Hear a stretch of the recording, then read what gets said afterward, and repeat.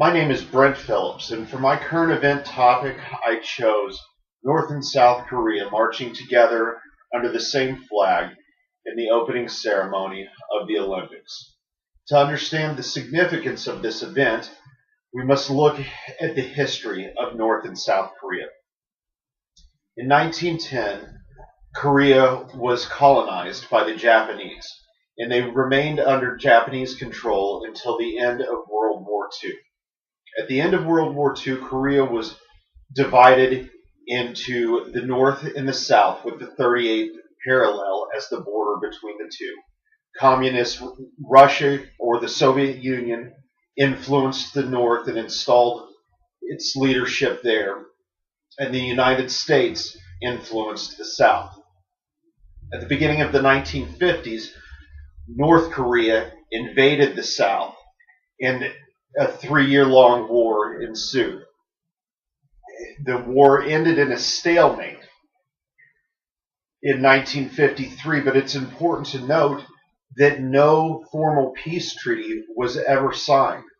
What that means is today, North and South Korea are currently still in a state of war, just under a very long, protracted ceasefire agreement.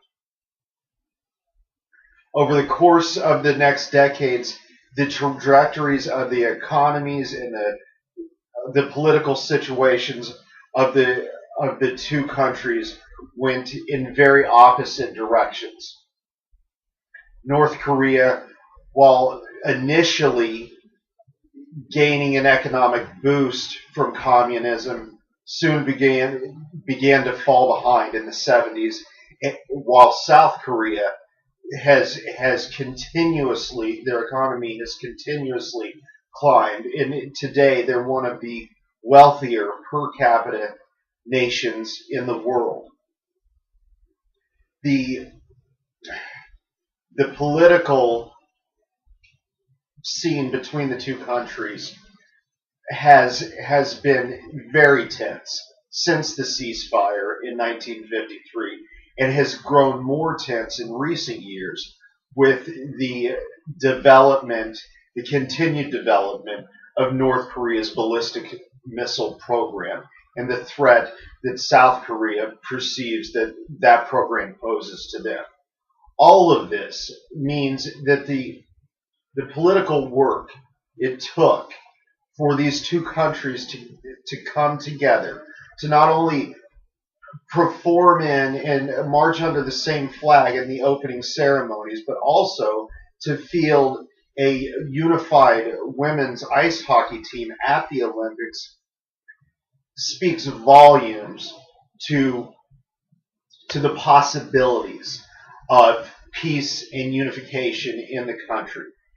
Now, nobody believes that this one act of marching together under the same flag in the opening ceremony of the Olympics will lead to immediate reunification or even a fizzling out of the tense political back and forth between the two nations that's gone on recently. But at the very least, it shows hope not only for the potential of unification in the future, but also just for the people of Korea. We must remember that when the country was divided, families were split and left on both sides of the borders. And there are many families today that long for unification because they have relatives in the North or in the South that they have never seen. Again, the most significant thing that North and South Korea marching together under the same flag at the opening ceremony shows us is just the potential for hope and the potential for reconciliation. And that's why I chose it as my current event topic. Thank you and have a good night.